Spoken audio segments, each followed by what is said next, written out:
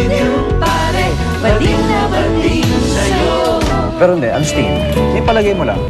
Kabalikan sila. Hindi ko po kasi alam eh. Hindi nga, hula lang, hula. So sana sabihin sa inyo ng formal kung okay lang bang ligawan ko pamangkin niyo. Bakit po ba kayo curious? Bago kayo, Sir Kenneth, yung kung magkakabalikan nyo dalawa.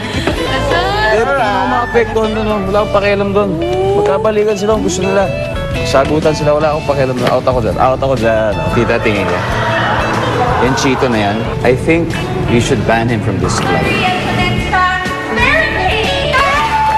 Yung munang magmerienda? Bakit naman? Ako, concerned lang po ako sa pwedeng maging kalabasan ng performance ng ating dancers. Ito, concerned lang po ako. Ayoko po mangyari sa atin yun. So I really think you should ban him from this club. Pizza? Hindi na kailangan gawin yun. Ito ko para sa'yo. And something sweet. Ano nangyari doon dito? Ba't parang mas natuwa pa siya? Well, nag-usap kami, Iho. At inamin niya sa akin na nililigawan niya si Tonet.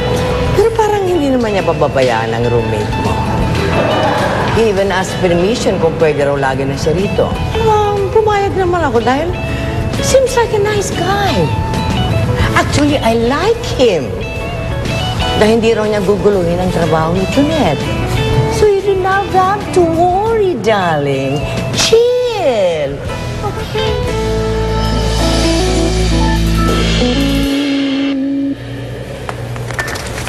Coffee po, sir. O, pakilagay niya na dyan. O, teka. Bakit ikaw nagdadala niya hindi si Cerveza? Namalengke po siya. Malengke. Apo. Si Tonet. Kasama po ni Chito. Pero ipinagbilin po sa akin na pagtimpla po daw kayo ng kape. Sama ni Chito. Apo. Totoo? Apo. Nakita mo? Hindi po. Sige. Sige. Salamat. Okay. May kailangan pa po ba kayo, sir? Pag-uutos? Meron. Go po. Pakibawasan mo na lang yung makeup ko kasi kapal. Tanghaling tapat. Kung okay lang. Churut? Yes. Yes. Chururut. So, magkasama na naman kayo. Pwede magkasama kayo. Date na naman kayo. Date. Pwede mag-date kayo. Magsagutan kayo kung gusto nyo. Ano kala nyo? Maapektuhan ako. Kung man ako maapektuhan. Kung ayaw mo bumalik, di huwag ka na rin bumalik. Kung gusto mo, sige. Huwag ka na rin magtrabaho. Bahala ka sa buhay mo.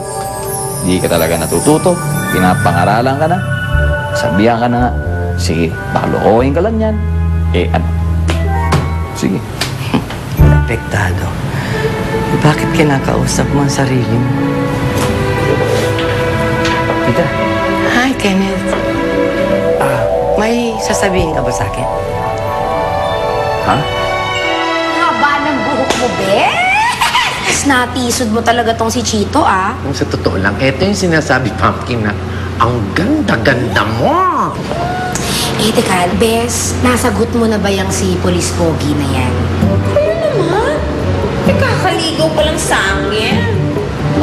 Kapaligo pa lang sa akin. Hoy, hindi pa o hindi talaga?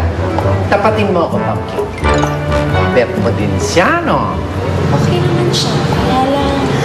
Kaya lang, ang gusto mo nga, yung isang masungit na lalaki na nagmamanage ng club na walang ibang ginagawa sa'yo kundi awayin ka o kaya gamitin ka. Kenneth, darling, mukhang apektado ka sa panliligaw ni Chito. Hindi naman po, Tita. Bakit? May gusto ka rin ba kay Tonet? Hindi, Hindi, Tita. Hindi. Siyempre wala. Hindi naman. Kaks. Violent reaction. Tita, ang sa akin lang po, bilang kaibigan lang. Kasi ako, wina-warning ko lang siya na baka mamaya, ilokohin lang siya nung Chito na yon. Yun lang naman po ang akin, wala nang iba. Sa tingin ko naman, seryoso si Chito kay Tonet. For all we know, talagang mahal niya si Tonet. Oh, pura naman to. Ako talaga naman eh. Kalimutan mo na best kasi yung si Sir Kenneth. Hindi ka naman nun pinapansin. Pinafront ka lang na girlfriend niya kung kani-kanino. At least itong si Chito, alam natin na sincere at talagang nagliligaw at nagkikare para sa'yo. Alam mo, may point si Apolinaria. Talaga naman eh. Di ba palagi ka nag-ouch dahil dyan kay Sir Kenneth? Oh, sabi nga dun sa kasabihan, yan, nabasa ko yan eh. Pag may nagsarang pintuan, may bubukas na bintana. Eh, malakas ka kay Lord Bess. Kaya nung sumara yung pintuan, nung iniwan ka ni Sir Kenneth, hindi lang bintana yung bumukas, kundi yung buong kisame. At si Chito, nahulog sa harap mo. Oh, malay mo siya yung answer talaga sa prayers mo. Diba? Nasa na ba talaga? Nasa na ba siya, Bess? Ipaparating na nga. Hindi, paparating na. Eh, ano pang ginagawa mo, tinatayo-tayo mo dyan? Mag-ayos ka, relax, para pagdating niya rito, tumutulo ang laway dahil pag nakita ang ganda-ganda mo. Sige na. Halika na. Yung hindi rin bata tumano sa akin. Yung siya. Yan, marami kang hindi nalalaman. Hindi ako naniniwala. Tita, isipin nyo lalaki, magkakagusto sa kapwa lalaki. Saan ka naman nakakita ng ganun? And what is wrong with that? Kung ang pagmamahal naman ay hindi nangingilala ng mayaman o mahirap, na maganda at pangit, kung minsan, hindi rin ito nangingilala ng kasarian. Tita, kahit saang anggulo mo kasi tingnan, pareho silang lalaki. Paano sila magkakagusto? Kenneth, pag nagmahal naman ng isang tao, hindi mata ang ginagamit puso.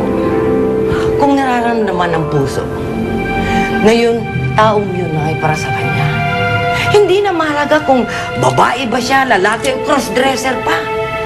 Kung yan ang tinitibok ng puso may magagawa ka ba? Kung ito mismo, ang nakakaramdam, may magagawa ka ba?